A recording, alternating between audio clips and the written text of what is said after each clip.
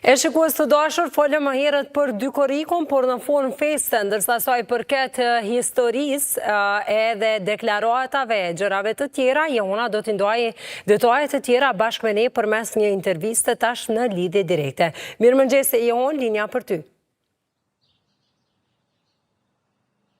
Faleminderit Agnesa, mirëmëngjes edhe për ju dhe për gjithë shikuesit e Koha Vizionit. Pra si që përmende, 35 vjetë më parë, pra pikërisht në këtë ditë, me datën dy korrekt të vitit 1990, është bërë pra dhe deklarata e dy korrikut, apo deklarata e cila pra ka qenë si pikë iniciuese e pavarësisë e Kosovës, edhe e cila pra tashmë pra pavarësinë të cilën edhe tashmë vese e gëzojmë, po për të folur pra për më shumë detaje, këtu pra kam edhe historianin, Izet Miftari, i cili është edhe doktor shkencë në histori, e i cili ka edhe disa punime pikërisht për këtë datë. Atëherë faleminderit shumë që pranuat e jeni me neve dhe të ndani informacione se çfarë dini pra dhe të gjitha ato që i keni pra rreth punimeve shkencore të datës dy korrikut. Përshëndetje, faleminderit për ftesën, urime dy korriku 35 vjetori deklaratës që Kosova, sepse për shikues të juaj, për brezin e ri, duhet japet një sqarim që në këtë datë nuk është pa realisht pavarësia e Kosovës. Jo që shqiptarët nuk e kanë dashur Kosovës, por rrethonat ishin të tilla që përballë heqjes së autonomisë së vitit 1974 bëhej përpjekje të rikonfigurohej ose të reformohej shteti jugosllav i atyre viteve, edhe në këtë mënyrë dy korriku ishte si hapi i parë, mund të themi, drejt pavarësisë ose drejt mbretërisë së Kosovës nga Federata Jugoslave, pastaj më vonë nga shteti serb. Prandaj, përveç si historian, mu më kujtohen këtë ngjarje si një adoleshent, si një i ri, që për cilën se në ato kemi pasur vetëm një televizion në gjuhën shqipe, televizioni i Prishtinës, që i transmetonte thjesht drejt për drejt ngjarjet që ndodhin këtu në sheshin tash në atëherë që ka qenë kuvendi i Kosovës, Këshilli Ekzekutiv apo qeveria, cilët realisht gradualisht i mori regjimi serb i Miloševićit. Ishte një atmosferë sa emocionuese pozitive, aq edhe emocionuese negative, sepse deklarata dy korrikut në fakt ishte shpallur në paraderës së kuvendit të Kosovës, sepse forcat policore serbe, njësia speciale serbe, ushtria serbe, nuk kishin lejuar delegatët të hyjnë në sallë, sepse në atë kohë fatkeqësisht ishte zgjedhur ose ishte caktuar sekretari i kuvendit të Kosovës, një serb Gjorgjo Božović, dhe duke ditur qëllimin e këtyre delegatëve cili ishte, nuk i kishte lejuar të hyjnë brenda. Dhe prandaj ishte vendosur që deklarata e famshme, e rëndësishme në aspektin e ndryshimeve që ndodhen në Kosovë, e dy korrikut 1990 të lexohet para kuvendit, para sallës së kuvendit të Kosovës në atë kohë. Dhe ka lexuar, sepse ka ngjarje Jehona paraprake që i priu dy korrikut, ishte lëvizja e minatorëve, greva e minatorëve, ishin protestat që kundërshtohej në çdo mënyrë përpjekja për ta hekur autonominë e vitit 1974, por megjithatë regjimi serb i Miloševićit në atë kohë kishte arritur që përmes forcës, përmes detyrimit të disa deputetëve të kuvendit të Kosovës, bile dyshohet që disa nuk kanë qenë fare deputet, më 23 mars 1989 ta ndryshoi kushtetutën e 74, dhe zyrtarisht u ndryshua edhe në Serbi me 28 mars 1989, edhe kështu u heqën edhe disa të drejta që kishin shqiptarët, dhe si kundërpërgjigje kësaj delegatët e kuvendit të Kosovës jo vetëm që vendosen të anulojnë atë ndryshim kushtetutës, po të shkojnë një hap më tej, ta shpallnin Kosovën si njësi të barabartë kuadër federatës apo konfederatës jugoslave, siç ishte deklarata me dy korrik. Çfarë saktësisht thonte kjo, sa e mbani mend ose edhe sa dini prej punimeve që i keni? Ishte deklarata shpallte se bazuar deklaratën e dy korrikut e kishte përgatitur Akademia e Shkencave në Kosovë, përkatësisht Akademik Gazmend Zajmi, dhe kishte 6 pika dhe parashete që të anuloheshin ato ndryshimet kushtetuese në vitin 1974, që ishte vullneti i shqiptarëve të Kosovës që Kosova të ishte njësi e barabartë me republikat në atë kohë që ishin në Slovenia, Kroacia, Bosna, Serbia, Maqedonia, Malezi, është me radhë, dhe domethënë kjo deklaratë proklamante që Kosova në momentet që të bëj konfigurimi apo formatizimi këtij shteti të jetë njësi e barabartë, sikurse republika tjera në Federatën apo Kombëtarën e Jugosllavës. Sa për teleshikuesit e juaj, duhet kemi një sqarim se bëjnë atë një përpjekje, sepse kishte rënë sistemi socialist, tash edhe Republika Socialiste mas kishte kuptim, dhe tash bëj përpjekje të bëjnë një lloj reforme në shtetin Jugoslav, dhe serbët dhe malazët bënin përpjekje që ta bënin një lloj federate, një lloj centralizmi ku dominim do të kishte shteti serb, nga slovenët dhe kroatët më shumë ishin për konfederatës, ku republikat dhe krahinat, në këtë rast Kosova që ishte shpallur si republikë, të kishin më shumë të drejta, të ishte një lloj decentralizimi. Por mbajt ndoshta kjo rrethonat ishin të tilla që në Kosovë ishte vendosur një regjim apartheidi dhe përkundër se u shpall deklarata e Dukadikut, forcat shumëta serbe në atë kohë kishte edhe të vrarë, demonstrata, ishin instaluar në Kosovë dhe nuk u arrit në praktik jetësohet, për shkak se me pas korrekt, me vendim masave të zonshme në atë kohë, u ndal televizioni vetëm në gjuhën shqipe, u ndalua gazeta vetëm në gjuhën shqipe Rilindja, gradualisht Kosovë vendosen masa të dhunshme në universitet, në institutin e historisë, në shëndetësi, në kulturë. Me një fjalë u bë përpjekje të serbizohet Kosova, dhe domethënë nuk u arrit në praktik të jetësohet, por megjithatë ka vlerën sepse vazhdoi ajo të mbahet gjallë lëvizja që Kosova përveç se të jetë njësi e barabartë në kuadër të Federatës Jugoslave, po kjo me kalimin e kohës nuk kishte më kuptim, sepse më vonë me 7 shtator 1910 në Kashanik ishte aprovuar Kushtetuta e Kashanikut, ku realisht Kosova tashmë veç një shpallej si republikë, mirë po gjërat ndryshuan, shteti Jugoslav u dekompozua ose u shpërbë, sepse në qershor vitin 1991 u shkputën Slovenia, Kroacia, pastaj në maj 1992 u shkput Bosnia Hercegovina, shtator vitin 1991 ishte shkputur edhe Maqedonia, dhe tash nuk kishte logjik fare që Kosova të ishte pjesë e një federate që tashmë nuk ekzistante, edhe prandaj në atë kohë organizohet referendumi për Kosovën shtet pavarur dhe demokratik, që ishte mbajtur në datat 26-30 shtator 1991, dhe me ky referendum domethënë ishte që 99% e votuesve nga 87% sa kishin dalë,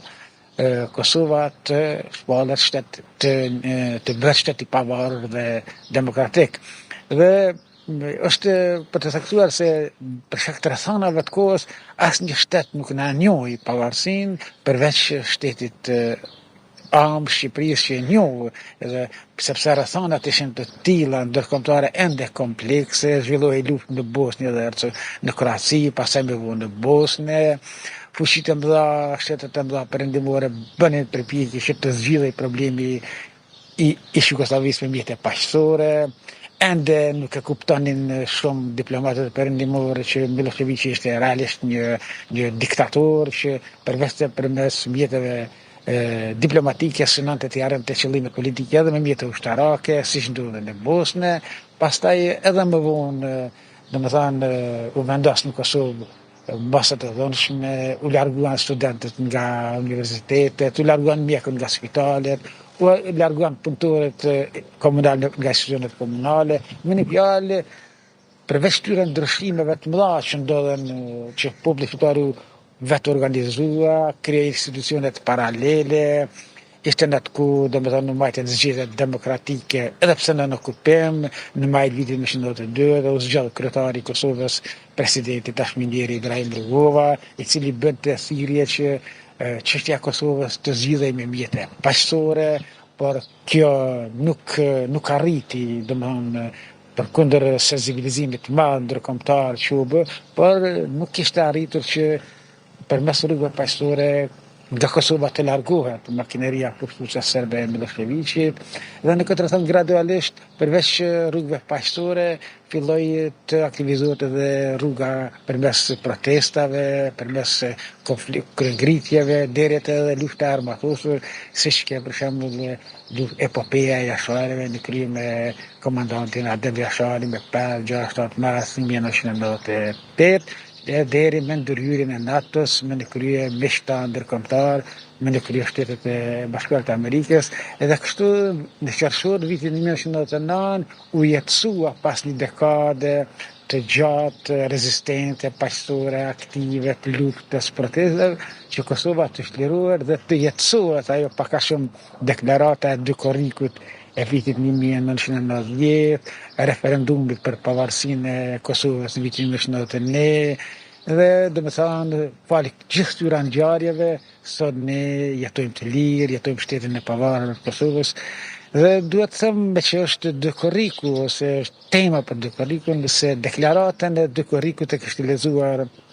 Muharrem Shabani, ishte vendosur dhe ishte përgatitur në shtëpinë e profesor Skenderit, kanë marrë pjesë në atë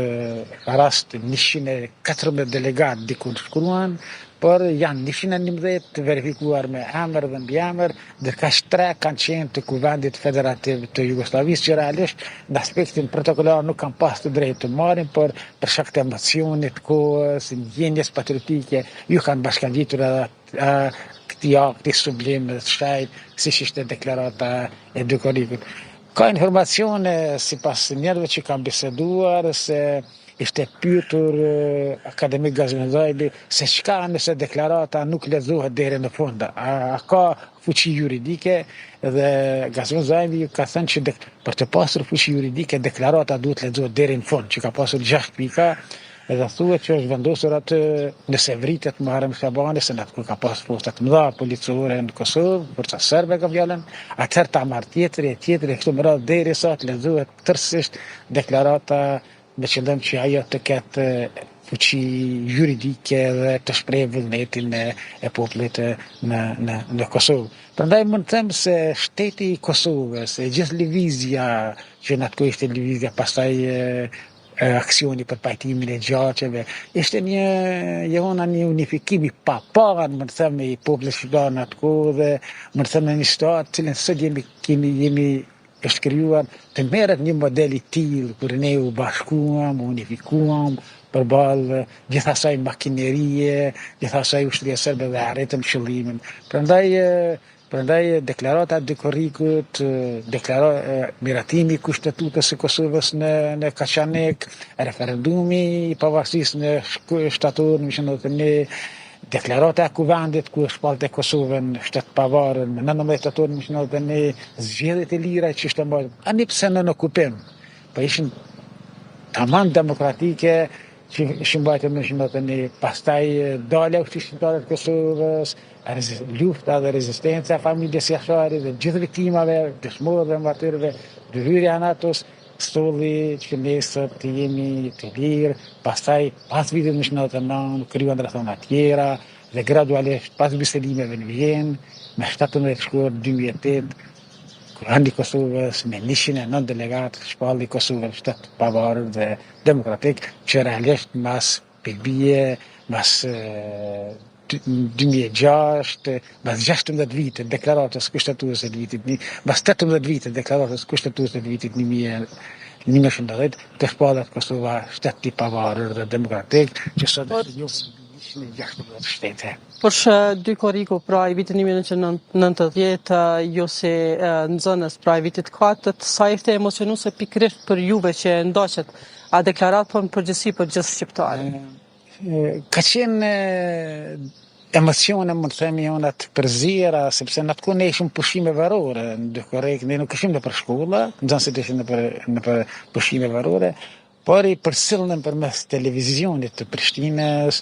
po edhe në atë kohë ishin edhe në gjuhën serbe televizioni i Zagrebit apo televizioni i Beogradit, që në forma ndryshme kanë paraqitur rastin e Dukorikut, dhe ka qenë një emocion sa pozitiv dhe shumë i madh, një të në kohë se çka edhe do të ndodhë në kësaj deklarate, sepse ne në Kosovë kishim të instaluar një apartheid, një regjim me mira, ushtar, policë,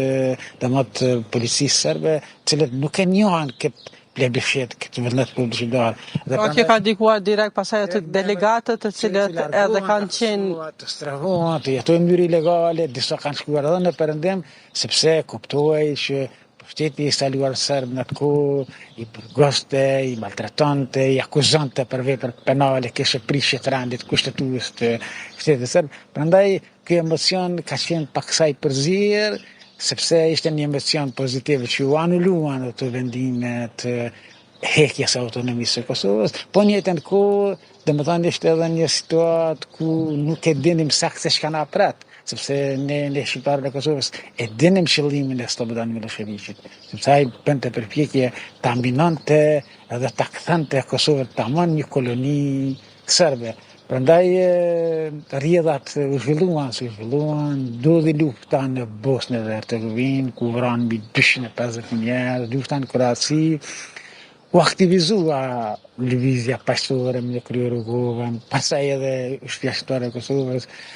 U vendos një vije kushte nga administrata e shtëpisë së bardhë që deklaron që nuk do të lejohej që të ndodhë në Kosovë ajo që ka ndodhur në Bosnjë dhe Hercegovinë, edhe realisht lufta në Bosnjë dhe Hercegovinë e heku atë maskën e vërtet të Miloševićit, sepse kishte diplomat evropian, kujtohet nga ku përveç shtypit, kujtohen edhe Siri, kishte diplomat evropian që besonin që do të zgjidhen çështjet në Jugosllavi, çështja e Kosovës, çështja e botës, edhe përmes bisedimeve me Miloševićin. Por ai domethënë u vërtetua që nuk mund bisedohet me njëri që ka qëllime pushtuese, që ka qëllime gjenocidale, dhe në këtë mënyrë lufta në Bosnë përkundër tragjedisë që ndodhi atë, ju hok maska e vërtet dhe dole çfarë synonte Miloševići, dhe kur filloi lufta në Kosovë, diplomacia perëndimore, sidomos Shtetet e Bashkuara u angazhuan intensivisht dhe arritën që me 24 mars 1999 të intervenojnë, të dalin në mbrojtje, të na shpëtojnë nga një projekt që kishte qëllim me okupu edhe me pastru në aspektin etnik, bile ishte hartuar operacioni që njohur patkoj që të shprazet Kosova, një pjesë të shkojnë në Maqedoni, një pjesë në Shqipëri, dhe në këtë mënyrë Kosova të mbetet pa shqiptar. Po fal një rezistencë që filloi që në vitet 80, ndoshta edhe më herë, jo ndoshta edhe më herët, por që filloi me domosdoshtat e vitit me qytetin me lëvizjen e minatorëve në 1988, me greven e minatorëve në 1989, me deklaratën e Dukarikut këtë më radh, kjo nuk u arrit dhe ne sot jetojmë të lirë dhe brezit të ri që nuk i mban mend, që kanë lindur pas lufte. Duhet që të tregohet e vërteta, duhet që spjegohet që shteti i Kosovës nuk është dhuratë, po është sakrificë, është rezistencë, është kombinim i rezistencës tonë, edhe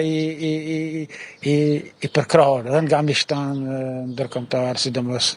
amerikan, evropian. Prandaj ne duhet të ruajmë këtë shtet, sepse ka qenë i kushtuar shumë dhe kanë vdekur shumë njerëz me dëshirën dhe me ëndrrën që Kosova një ditë të bëhet e lirë, e pavarur dhe demokratike siç është.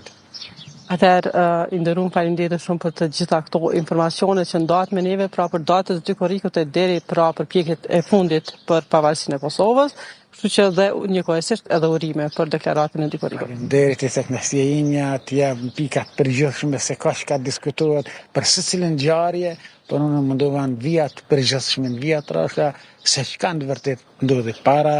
gjatë dhe pas deklaratës dë Dukarikut. Faleminderit teknasia inja. Faleminderit gjithashtu njerë. Pra Agnesa, me këto informacione mund të kthejmë linjen në studio.